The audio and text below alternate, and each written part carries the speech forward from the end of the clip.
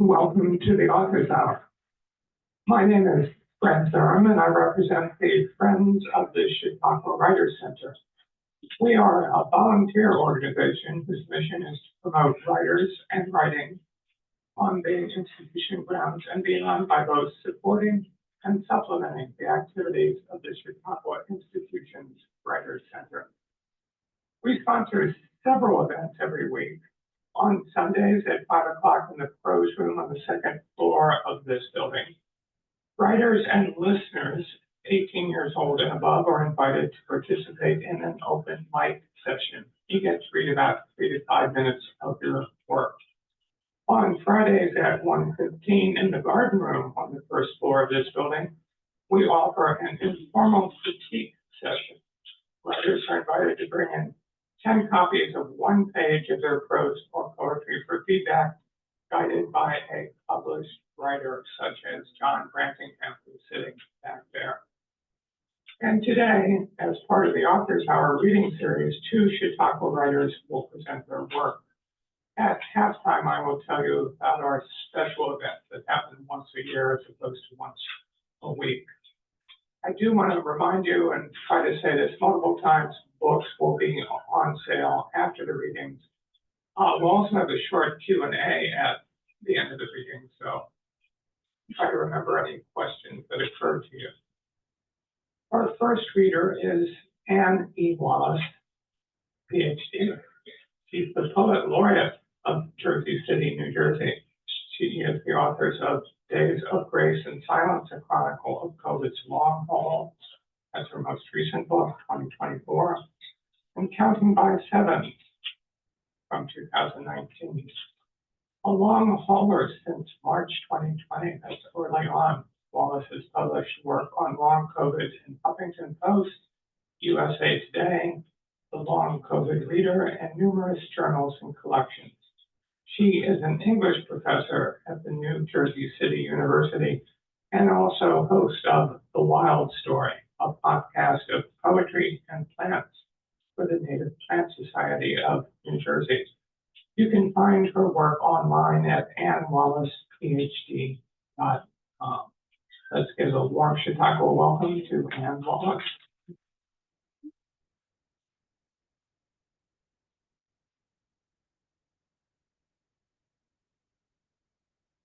Thank you, Fred. And thank you not just for that gracious introduction, but for organizing this weekly event. I think it's just really a wonderful thing that you offer for Chautauqua through the Friends of the Writers Center. I'm going to be reading today from, how's that, Mike? Is that okay? I'm going to read from my new collection, Days of Grace and Silence, a Chronicle of COVID's Long Haul, which just came out in March, but I've been writing it since March of 2020. And I'll just give you a bit of a warning that I'm going to be taking us back into some very dark times in the pandemic.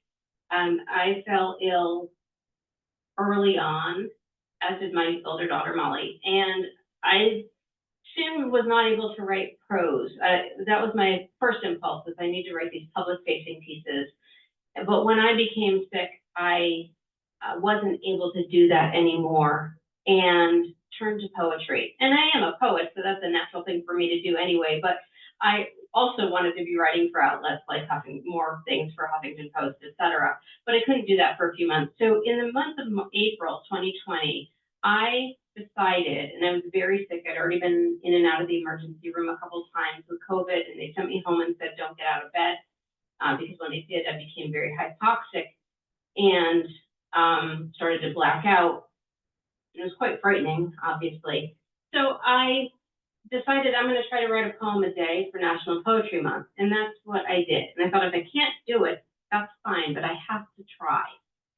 So I did, and I didn't get better, though, by the end of April, so I kept writing, not a poem a day, but regularly. So I'm going to start with some poems from April 2020, when I was writing every day, but then we'll move forward. So those are, there's just be grace for going back in time to a time that we all collectively had. It was horrific. But I will start actually with a couple poems from later, and then I'm going to plunge us back into spring 2020. I wanted to read this poem called At the Crossing to start with, because it feels like a poem that's appropriate for this political moment that we are in, at the crossing. So I'll start with that and one other poem before taking us back. At the crossing. The language of this place, like the wind, is not gentle, and it is loud as it whips around us. We stand here in the middle of a bridge above fast waters. The road slopes toward land, to the right, to the left, but the language of this place, like the wind, is not gentle, and we are tired. We stand here in the middle of a bridge, and it is not a gentle place. I thought of that yesterday after the Supreme Court's ruling, most recent disastrous ruling. Passages. It's been decades since my body held a narrative clear and simple. It turned to poetry long ago when a refrain emerged, was repeated with life, interrupted once and again and again. A poem always begins in the middle or someplace nearby, because truly, have you ever tried telling a poet to begin at the beginning? When doctors ask me or my daughters how our illnesses began, oh, the poems we compose on paper-lined examination tables. Each one of us stanza braided to the other with no beginning and no end. The poet in me dares not ask if we are always muddling around in the endless looping middle, how might we ever write our way out? And this book is my attempt to do so. April 1, 2020, for the house finches. I wonder if the house finches know they own the yard this year.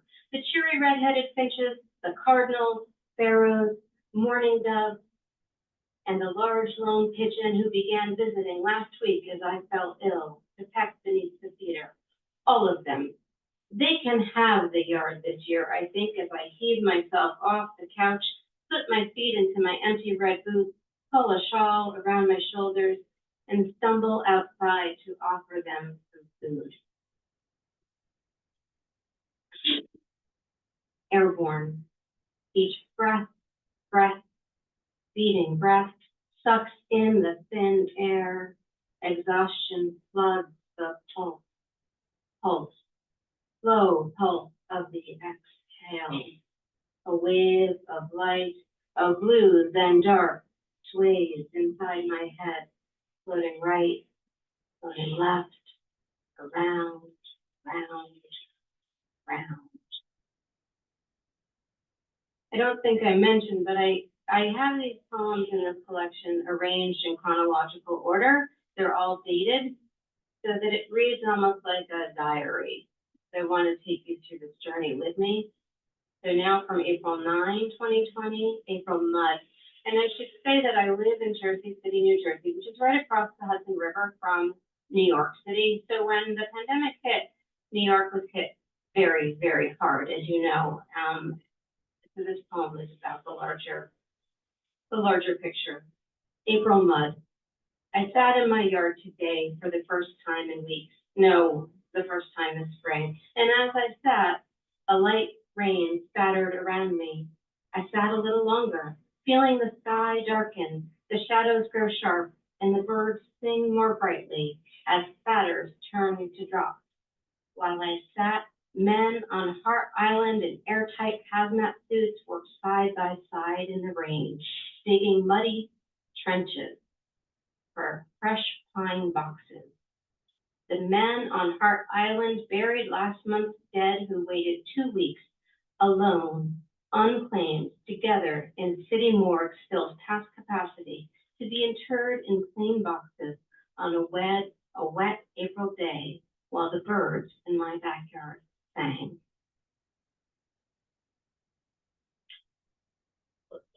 My partner is a funeral director. So while I was very, very sick, he was living through a different kind of horror. And this poem is a true story that he shared with me, about a true story he shared with me, called Blessed Be. The woman watched as her husband took his last breath. They were together, but it is small comfort to die at home during a pandemic. There was no peace for the man who left his wife sick, frightened, alone, with no money for a funeral, no money for someone to come and take his body. There was no solace for the wife when the police came, noted her loss, and left. Her illness and her grief and her love lying still in their bed. There was too little left for a family that had nothing but love holding it together. There is no comfort in dying at home during a pandemic. If I had a choice, I would have picked the flash and danger of the fire eater who swallows the flaming torch and snuffs it out to riotous applause as it plunges from mouth to throat to lungs over the deadly burning inhale of this novel coronavirus.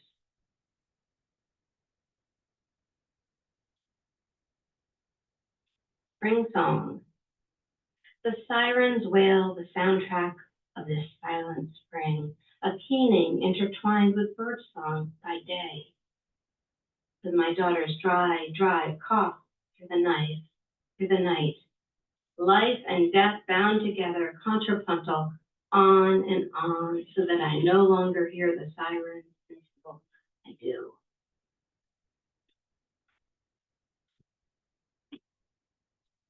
I don't normally read this poem, but given the upheaval in our nation, I just have to remind us all of our president in 2020, and it's called Fool's Gold.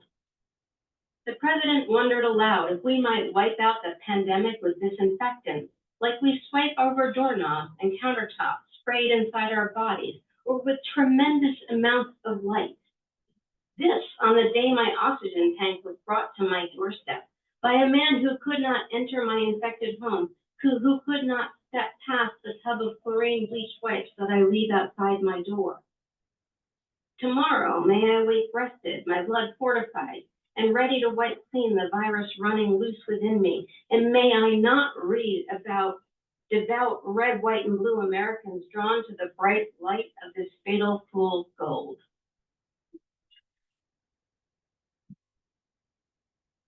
Tethered. This is now April 25, 2020. I'm about 5 weeks into my illness. 50 feet of green tubing ties me to home base. The tank plugs into the outskirts of my kitchen, from which I roam my short distances inside the narrow confines of my quarantined home. 50 feet of tubing provides far more length than I can ably cover on my short leash of this month's stamina.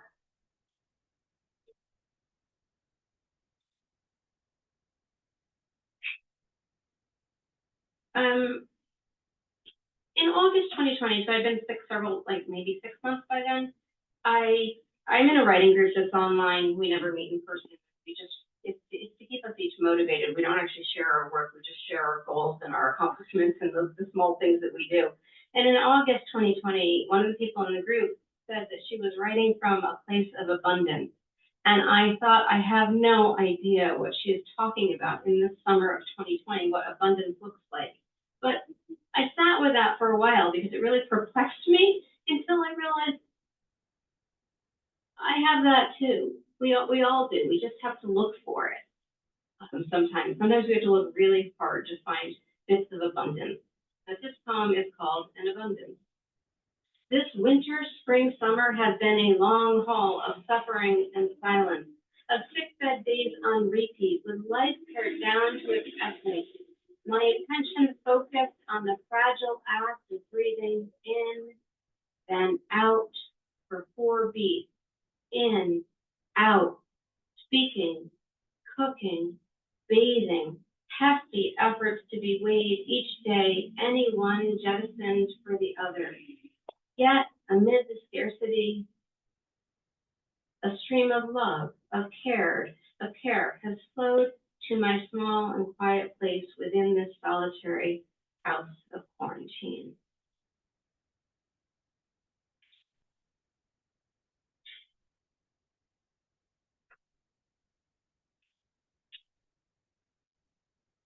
Enamel.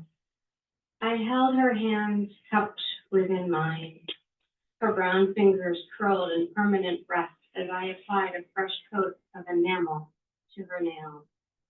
I did not know the frail woman in the casket, though I wrapped her body in the fine sari her family brought, pulled silver bangles onto her wrists, and brushed her hair.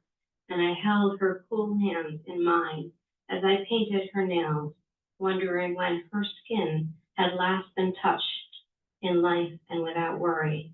And I thought of the long viral months when my skin too was untouchable, and I pressed the warmth of my palm into hers.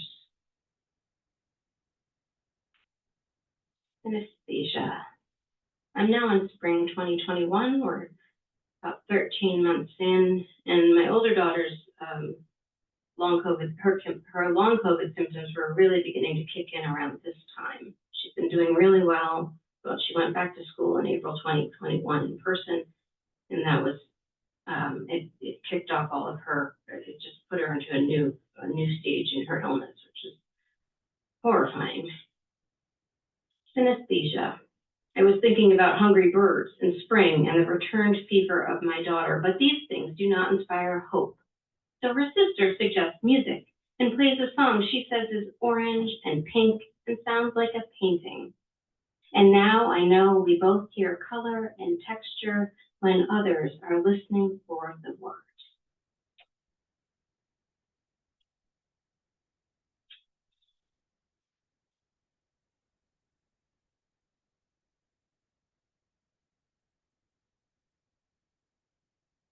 By the end of summer 2021, I was thinking about gardens.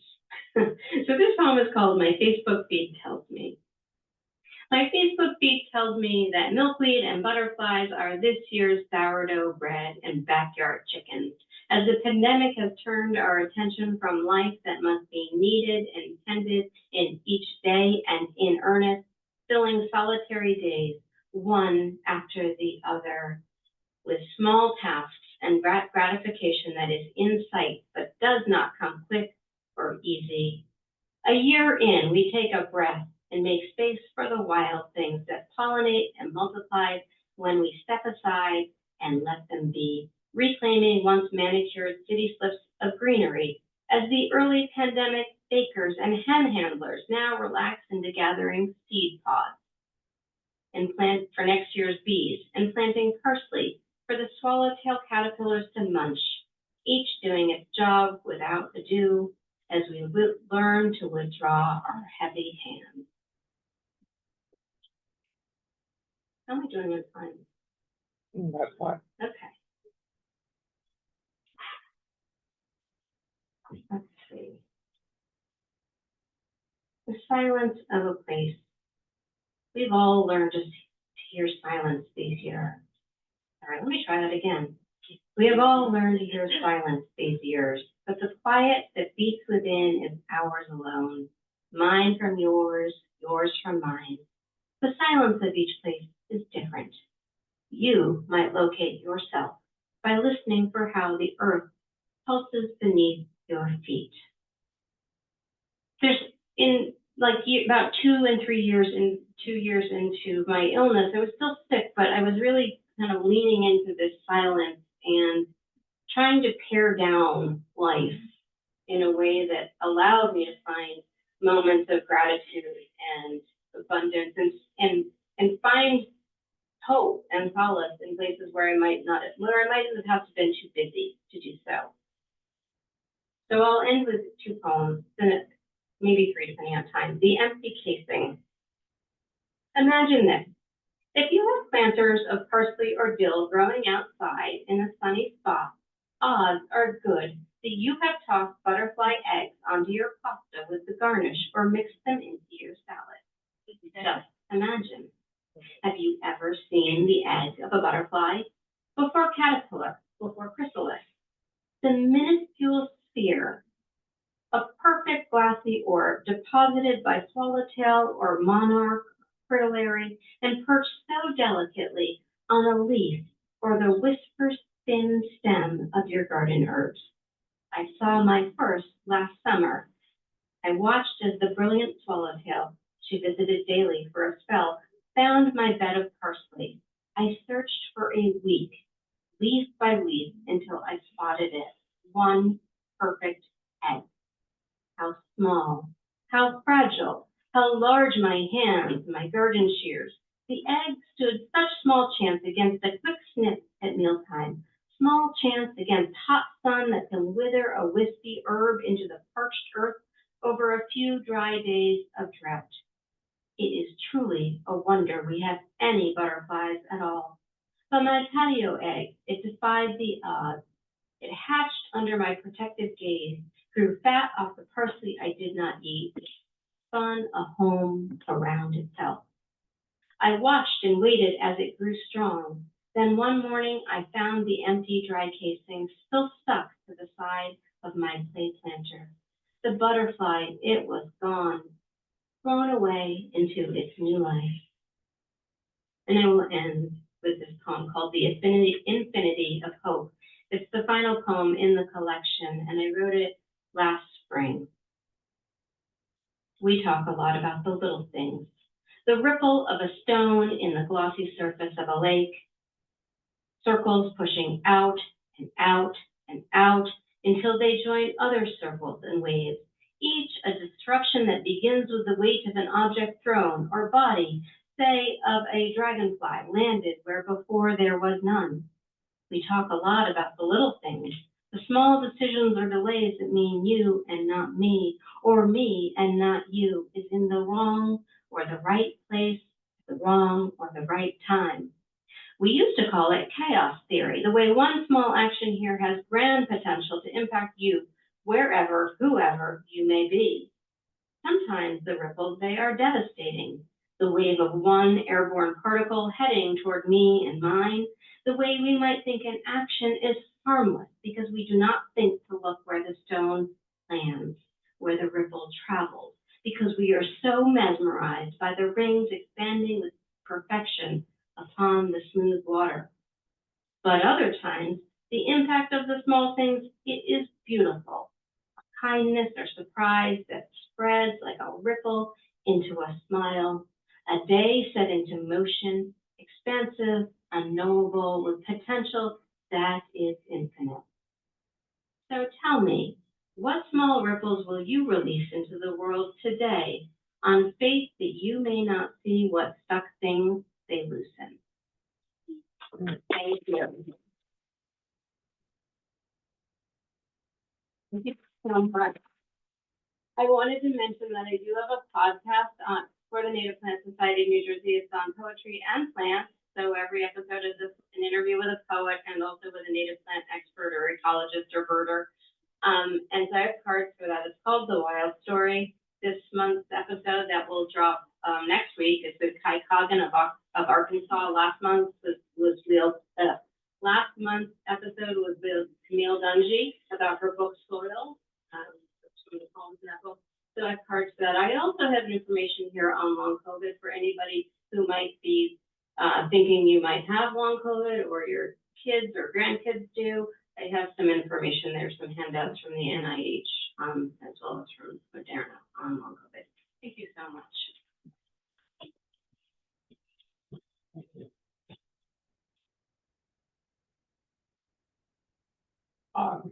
Thank you, and for reminding us of things we may have tried to forget.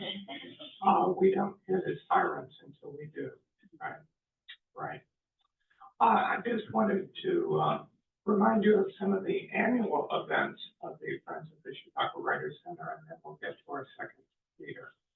One of our special events occurs tomorrow at 4 o'clock on this porch. The annual reception with friends offers light refreshment and lively conversation with people who share an interest in the literary arts.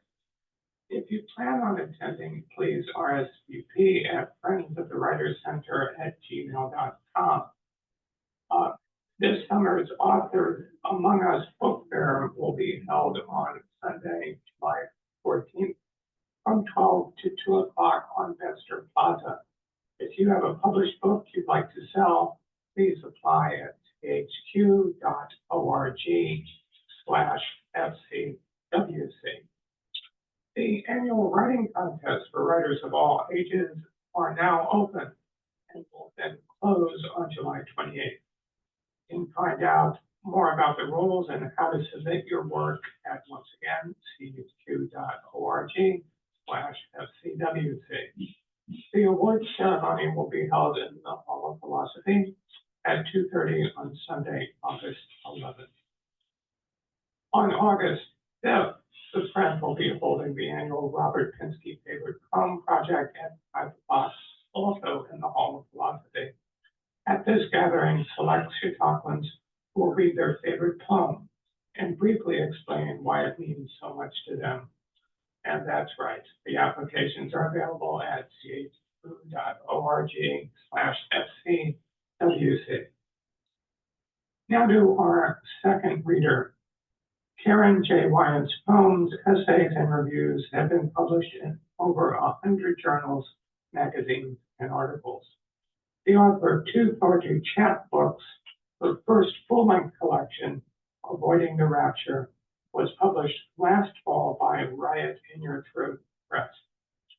A recipient of the SUNY Chancellor's Award for Scholarship and Creative Activities, Karen is an associate professor of English at Jamestown Community College in Jamestown, New York.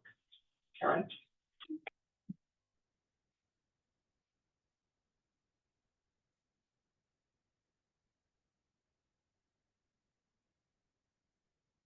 Thank you. Can everybody hear me back there? Okay. Thank you, everybody, for coming today, and thanks for, I have been coming to Chautauqua for over 15 years, and names change, so I want to make sure I get this right. Friends of the Writing Center, Friends of the Literary Arts, Chautauqua Writer Center. Chautauqua Writing Center for hosting this event. I have a lot of I'm going to be reading from my book, Avoiding the Rapture, which was published last fall. And I have a lot of non-poet friends in my life, and they have been the biggest cheerleaders, but they always say to me, "Oh, I'm going to buy your book, Karen. What's it about?" And if you have a poetry collection, you may pause and think, how do you describe a poetry collection? And what I tell them is that it's a growing up, kind of a coming of age story of growing up in Rust Belt, Pennsylvania in the 1980s, which was a time of religious and economic upheaval, which many of my students read my poems and say, yeah, I can relate to this, and I understand why. Okay, so I'm going to start with my first poem called Tips for Young Girls Hoping to Avoid the Rapture. Snag your new tights with rough edges of your fingernails. Rip the seams on your spaghetti-strapped sundresses. Skip your bath. Don't brush. Floss your teeth with licorice lace candy. Go to bed without combing the knots from your hair. Wear grass stains on the knees of your jeans. Splatter mud all over your pink shirt. Step on every sidewalk crack. Look only one way when crossing the street. Still communion wafers and wine and drink until your lips and tongue turn scarlet. Skip Sunday school lessons to skinny dip in Tom Stetson's pond, and then lie about where you've been and what you've been doing. Practice swearing, use God's name in vain. Ignore your parents. Take that one forbidden shortcut home, the alley behind the bars on West Main. Watch the bartenders step out the back door on their breaks. Covered their tight jeans, their t-shirts and tank tops, the cigarette smoke that drifts from their mouths and their fingers. On your way home, find treasures. Flattened pennies on rusted rails, daisies tangled in weeds, a rhinestone earring that somehow catches the streetlight. Then there's lace panties and bras left hanging out on clotheslines overnight. When everyone disappears, everything you see here will be yours. Okay, so poems are narratives, and inevitably, everybody knows the question that's coming when you read narrative poems, and that is, are these stories true? And I always tell my students that yes, for the most part they are. There are some embellishments here or there, but they are true. This is one of my friends picked up this poem in the collection called Touching the Two-Headed Calf as his favorite. And when I was looking at it last night, I was a little bit puzzled because it shows my mother suddenly being protective. And I was the youngest of 8 kids growing up. And if you're ever youngest of a big family, you will know that your parents are just worn out by the time they get to you. As long as you don't kill yourself or somebody else, they pretty much let you go. And my mother's point always was, there was nothing that you can do, Karen, that your brothers and sisters haven't tried. So this poem is a little bit odd to me because outside of the subject, it shows my mother being protective. It's called Touching the Two-Headed Calf. On one of her monthly excursions to buy eggs from a local farm, my mother stood bargaining outside the barn while I wandered inside to find it standing in its pen, both faces turning towards me. Rubbing one nose against the splinter beams, the calf watched me with 4 dark eyes, gentle and curious. So I reached out to touch an ear, the light blue veins pushing through skin, thin as my own wrist. Stretching to the tip of my toes, I balanced on a bale of hay and swept my hand over its forehead, finding a spot of white curly fur, silky as milkweed seeds broken free. One mouth chewed slowly, then snorted. Both heads jerked away from my touch. The whole barn stood still. Rapture sparrows ceased chattering, and gnats stopped struggling in the spider web above me. I held my breath. Suddenly, its tail snapped at a fly and its whole body shuddered, 4 legs trembling under the weight. I felt my mother yank me back. Don't touch, spoken with only a sharp pull. There was something here in the smell of manure and the creak of barn lofts and rafters that she was sure would hurt me. Okay, the next poem actually is about my father, who passed away during COVID, but it wasn't of COVID. He was 95 years old and he died of a stroke. I wrote a series of poems before his passing about growing up with my father, who was quite the handyman. This poem was published in Chautauqua Literary Journal. It's called Why the Rain Gutters Rattled. The scratches were not the soft drip of water after a light spring rain, so my father, sure that the culprit was some kind of stuck critter, took his toolbox outside to take apart the gutter. I had watched chipmunks dive into the plastic pipes, skittering, clattering all the way to the bottom, so I imagined one had lost its balance, turning and twisting itself into a tight somersault, neck curved forward, head pushed into its chest, tail curled between his hind legs, paws scrambling. I had seen dead mice tangled in traps, flies that had long since stopped struggling while stuck in spider web.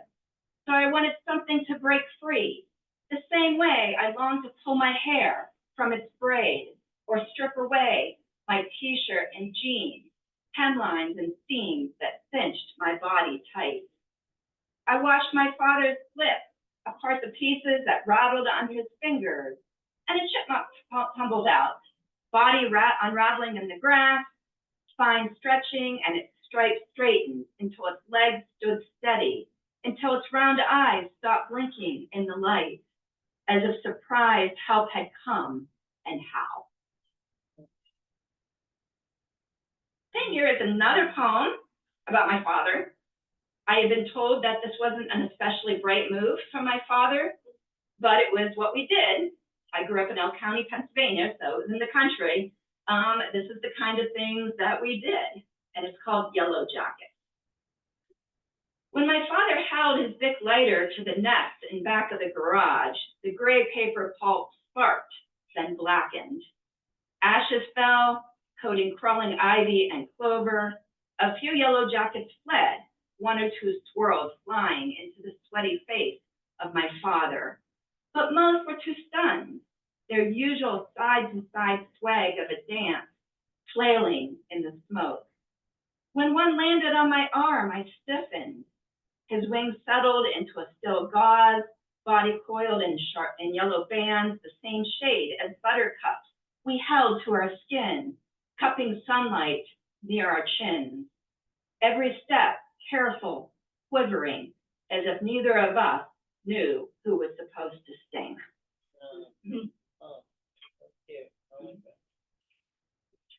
Okay, the next poem I teach at Jamestown Community College, and for those of you who know anything about Jamestown, in spite of its size, it's well known for its music. In fact, I worked for many years before he retired and went back to touring with a member from 10,000 Maniacs. Okay, so I have a lot of musicians in my life, and this is their favorite poem. Secondhand harmonica. I saw it at one of my mother's yard sale excursions, crusted with rust. The handle wore a dent the same size as a small thumbprint. Cool metal in my hands, I blew through the reeds, the hollow sound reminding me of wind right before a late summer thunderstorm. But then I inhaled and I heard the grind of AC/DC and Def Leppard, hard rhythms that rocked our garage for weeks. My brother's new hangout hosted friends with long hair and ripped shirts and girls who wore cut-off jeans and tank tops, their bodies curved like swirls of cigarette smoke. Stop, my mother said when she heard me yanking the instrument from my lips. You don't know where that's been. But I did know. I could taste my new braces. I could taste smoke and peppermint gum. I could taste cherry lip gloss. I could taste spit. And I actually have had several people tell me after reading this poem that they too have put their mouths on harmonicas where they shouldn't have. So, and when I asked one gentleman, I said, "Oh, how old were you?" And he said, "Old enough to know better." Okay, the next poem is titled Chapstick. And unlike many of my poems that are often narrative, this is a little bit more wide scope, a little bit more lyrical. Chapstick. Little girls in small towns love their chapstick. Vanilla bean, Coca-Cola, root beer. They dig in their mother's purses, fingering loose pennies and half sticks of bubble gum, searching for that elusive lip balm. They beg for extra money in checkout lines, longing for flavors that taunt them from the shelf. They know the smooth wax soothes split lips parched in the dead-dry months of winter. They have watched their mothers rub lotion through the pinched lines around their eyes. Favorite aunts smooth oil on their torn cuticles. Even their older sisters dot snags in their nylons with clear fingernail polish. They already believe that they're salved for all the raw wounds that women around them are forced to wear. Rough elbows and heels, paper cuts, deep gashes that never healed, but turn to scabs and then scars. Okay, I think I'm gonna read two more. Fred doesn't know this yet, but this poem that I'm reading was dedicated on his advice many years ago. Fred and I have taken many workshops together. And he said, after reading one of my poems, he said, "Karen, your characters are always just watching. You need to have them do something." So this poem actually was written in response to that. It's called Caught Eating Apples. I've been here before, usually at dusk when the sky wears thin, when gray bark and broad leaves fade into dull shadows, when my sneakers soaked with dew slide as I start to climb. I have learned how to balance on branches, how to hoist myself up, feet lodged against tree knots and burrs. The best apples are always near the top. I know to avoid bruised skin, dark holes where worms have burrowed in. I even know how to spit seeds, lips puckering as if whistling or waiting for a kiss. I've been taught how to twist each stem, reciting the alphabet with each turn. When the stem snaps free, I'm told I will marry a boy whose name begins with that letter. For weeks it has been just me, the fruit, and the occasional wild turkey or white-tailed deer that trail in through the field to feast on the cores. When I am finally caught and questioned, I don't deny what I've been eating. I don't say I am hungry. I only explain that I ate because I could. Okay, my last poem is the last one in my collection, and it's titled Advice for All the Rust Belt Cassandras. And I guess I should stop and explain. Who was Cassandra in Greek mythology? Anybody remember? And smiling. Anybody remember? Go ahead. She gave advice to what to look for. Yeah, okay. She gave advice and she saw the future and nobody listened to her, okay? I'm actually called the Cassandra in my department because I see fiascos coming and nobody pays attention. And then when it happens, they're like, oh, okay. So this book is called Advice for All the Rust Belt Cassandras. Let everyone call you Cassie or Cass or even Cassie Joe, although you have no middle name. In the morning, shake sawdust from your hair, write your name on both of your wrists, using a peeling sunburn as blush. Braid your hair with the curl of truck exhaust. At the nearest corner store, smile at the cashier who hands back your change for 10-minute break lingering on that last dollar bill. Forget that you've known her since grade school. She was one of those girls who coughed years before her camels, whose skin turned yellow long before she grew nicotine stains on her fingers. Don't talk about how the lumber mill smoke hovers too close to every curb, how the salt box-shaped houses on South Main snuggle too close to the river. Don't mention your nightmares of ivy, fingering old farmhouses and factories, or how the last silo on South Laurel Road will take a deep breath, forget to exhale, and collapse, drowning a farmer in his own harvest. Use every dusk, follow the fireflies, walk to the football field and sit under the bleachers and watch how the sunlight splinters wood, tosses shadows to cigarette butts and broken beer bottles. Run your fingers over hearts and initials that will never be carved. Pray that you will walk home with only mosquito bites and a handful of slivers. Thank you.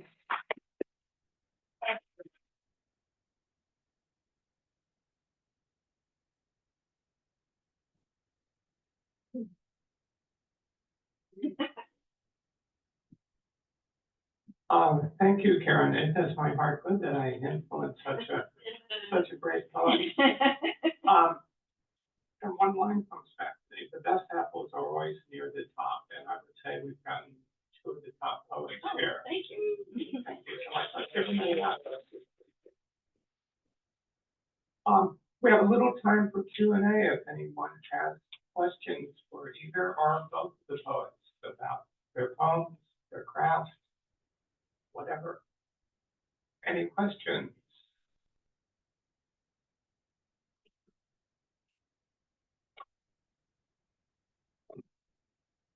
Questions?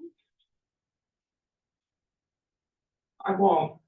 Well, this might be an unfair question. I don't know if you've looked at all these statements about poetry. I'm just curious if any one of them rang especially true. This is not a memory test, but just. I haven't done them all yet. Okay. I'm reading one from here. A poem A poem is a flower of an instant eternity.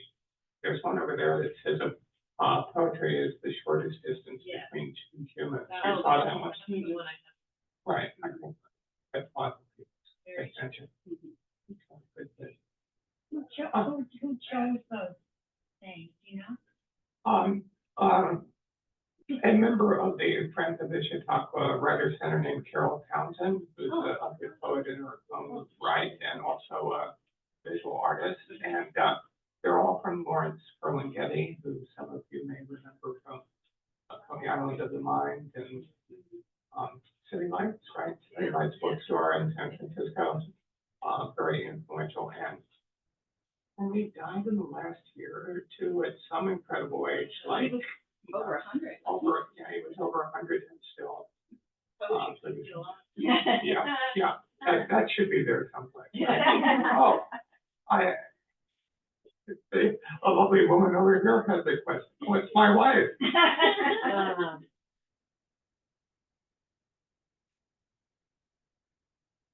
Oh, let's see it.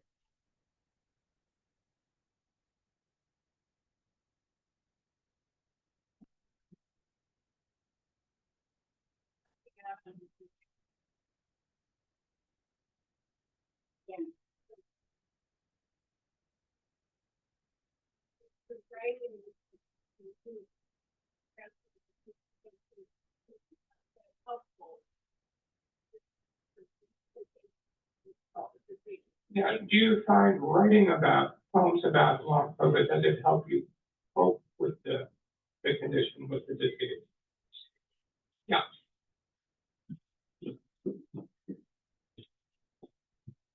So the question that you just said is about the role of writing and whether that helps with my illness with long COVID. And I would say, when I was acutely ill with COVID, it definitely, so the answer is yes and yes, but when I was acutely ill, it was slightly different because then writing gave me an opportunity every day, because I was doing it every day, to step back, step outside, well, lean in, but also step outside of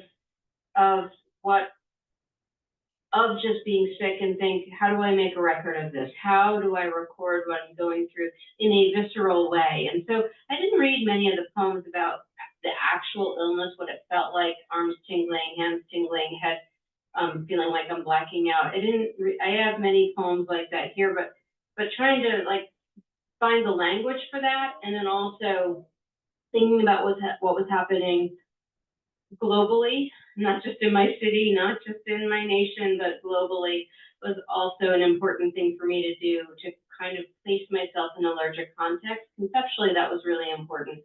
But the writing through it, I think, absolutely felt healing and restorative at the same time. And that's why, like a few years in, at the same time my daughters were getting worse. My younger daughter got very sick with long COVID just a year and a half ago and has been incredibly sick.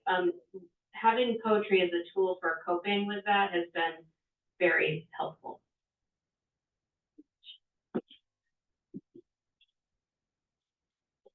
We have another question right there. Yeah, both of you or either one of you. Given what happened yesterday, how are you feeling about the future of poetry? Not only your own, but in the world at large. Do you want me to answer up here, or? Yeah, answer up here. Okay, yeah, that might be easier. That's a very difficult question. I look at it from what happened yesterday, but I also teach at a college, and every time I open up my news feed, another college is shutting down. I am happy to report that my college is stable. That's not boasting. We're doing okay. And what I am finding absolutely incredible, and maybe this is the hopeful part of me, is there seems to be more of a grassroots movement to save the arts. My students who were not interested in poetry whatsoever before COVID, we have 40 students attend poetry readings at my little community college. We have a poetry contest that is, again, just my little community college, extremely successful. I'm not going to say they're all humanities majors and that will teach and write poetry, but they are interested in the arts in general. But what is also interesting to me is I would say, since 2020, I have become involved in 3 grassroots movements that are really saying, hey, the colleges, are being beat up. We have to rescue the arts. And one of them is the Writers Association of Northern Appalachia. The other one is Watershed, which is an organization out of Brookville, Pennsylvania, that caters to people in northern Pennsylvania. And the Bridge Literary Arts Center, which is in Oil City. So I think I'm optimistic because I see it as, oh my gosh, and I apologize to anybody who is offended by this, but as somebody who teaches at a community college, I was always the redheaded stepchild. It was always like, well, you guys don't do the arts, do you? I'm like, yes, we do. We do it quite well. Thank you. And I almost say, oh my gosh, we're taking the arts back.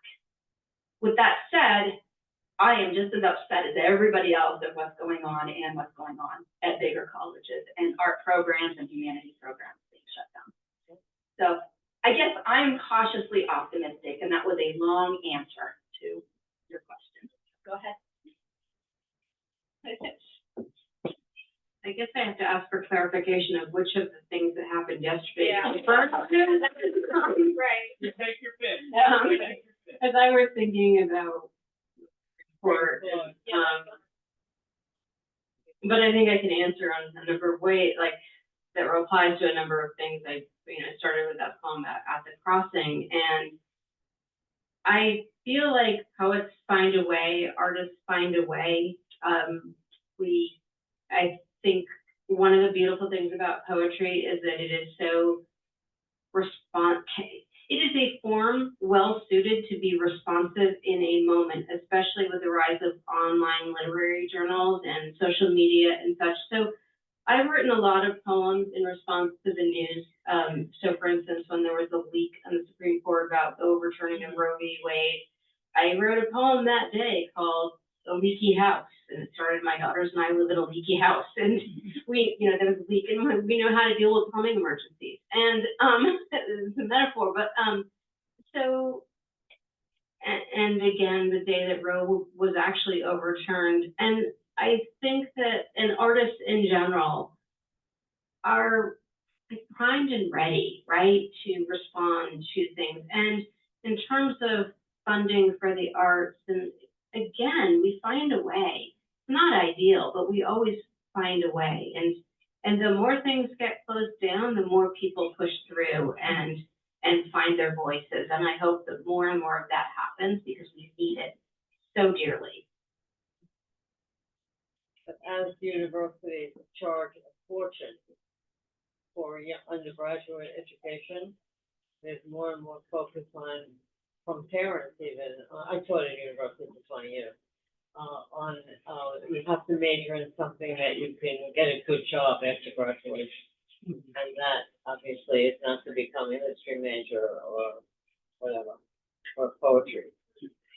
Yeah, there's a comment here about how with the rising cost of education, there's more concern with the return on investment and more emphasis on, if I'm summarizing accurately, more emphasis on an education that results in a high-paying job. Yeah. My nephew, who was a philosophy and math genius, both majors at Columbia, he graduated 2 years ago, my great nephew. He's doing Carnegie Mellon for an advanced degree in computer science. Right. And his real interest was writing and philosophy, but he said, I can't eventually feed a family as a philosophy major. I'm very, very sad. I have to disagree with that. You I mean, the humanities majors longitudinally do very well career-wise because they give you the critical thinking skills. I don't think I need to preach to the choir here, but there's data on this, that degrees in the humanities do over time. So a starting salary might be lower compared to this computer science major, but over time, that pays off. Those are skills that we need our lawyers to have. Those are skills that we need our political leaders to have. Those are skills that Many doctors, medical doctors, have degrees in literature, undergrad degrees. So, and that builds empathy. And it helps us have, that's why there's a burgeoning field of medical humanities and narrative medicine, because we combine those things. Of course we need our computer scientists. Of course we do. Of course we need people who do very technical kinds of work. We need it all, but we can't diminish the value, and I even mean the monetary value, of people who have been trained in critical thinking and inquiry, and empathy and understanding history and all of it. Agree with everything you said. I also have to add that at a community college, I get a lot of, not a lot, well, quite a few students who what we call transfer back. They already have a degree and they're not happy. If you are in the world of business, I apologize. Number one degree that I get transfer back of students who went with a 4-year business degree. They're just not happy in the field. And law. Well, I don't get a lot of law students in a community college, but business. I mean, I was shocked I advised just a couple weeks ago a young man with a 4-year degree in business, and I said, why JCC? And he goes, I'm just miserable. And he said, I have a 4-year degree, I have a job, but hate it. And he said, so he's coming back actually for occupational therapy. So I'm sympathetic to people who are sending kids to school with high costs. But yet I also am seeing a lot of students who are just not happy in the majors they were told to go into. Yeah. I mean, I will just put in a shout. Sorry. I have a daughter who's a business major, so. I'm sorry. No, but I think the problem is that a lot of students go to college thinking of like, what can I do to earn the most money or to get the most bang for my buck? And a lot of those students, and I see this at Miami University, land on business. And it's not because they feel an affinity toward it. It's not because it's like sparks any curiosity or interest or fulfills them in any way. There are other students with those things where that is exactly the appropriate thing for them. But it's when we see the numbers skew one way, that's when we know there's something amiss, that the reasons for, that's when we have to wonder, why are all of a sudden more students majoring in this than in these fields? And often it's money. Mm-hmm. And that's where I feel like we need, as educators, to help course correct a little bit and create avenues for students to see that pursuing their passion is ultimately long-term much more viable and fulfilling. So whatever your passion is, that's what you should follow. What's the implication for both of you teaching that 70% of the people on faculty teaching at universities are adjuncts?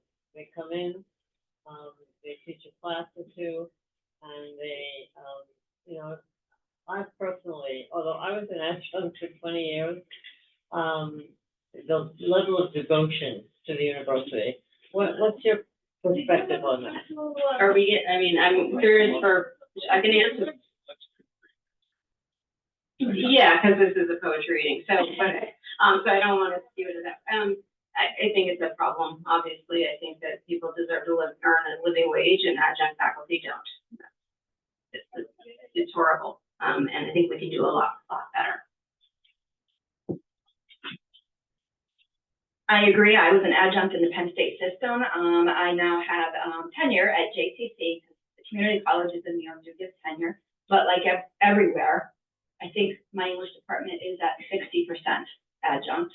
Might be a little bit better than that. But yes, it's a problem. And I don't see it being solved in the near future.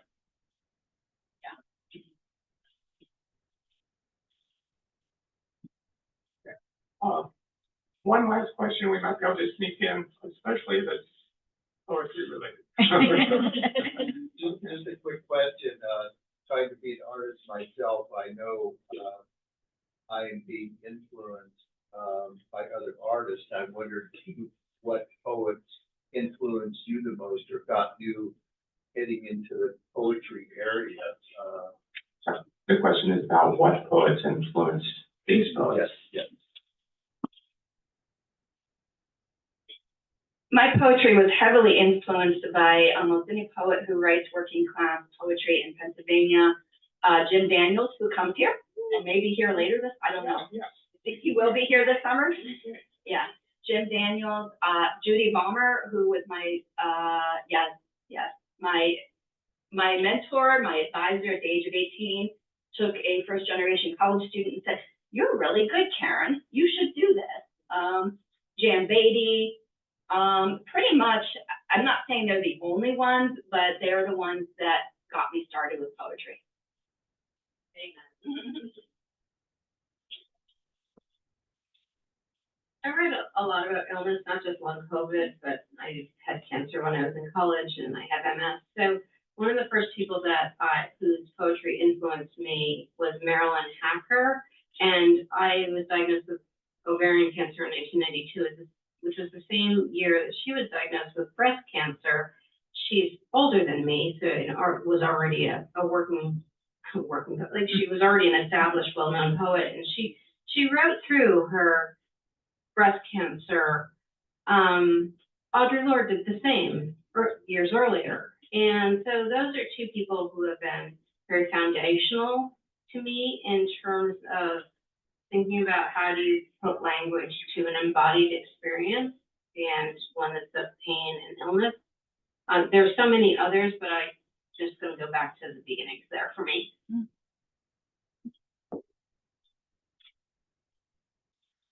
Thank you so much for the questions and for the informative, enlightening answers. Let's give them a final round of applause. Now, let me just mention a few upcoming events. Thursday at 3:30. Martha Larkenborough will be speaking about her book, The CLSC Selection for the Week, Future Tense, How We Made Artificial Intelligence and How It Will Change Everything. Friday at 12:15 on this porch are the new tradition of community readings. People who've been taking workshops this week will be reading their work. And please, if you're around, come to next week's office hour. Essayist Laura Lillybridge will be reading from her book, The Truth About Unringing Phones.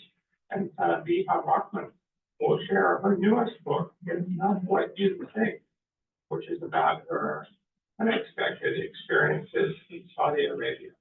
Hope to see you then. Take care. Thank you. Bye. Thank you for Thank you. And we are selling books up here if anybody. Oh, yeah. is buying your books. I have your. I was gonna say you have my books. I didn't know what trouble.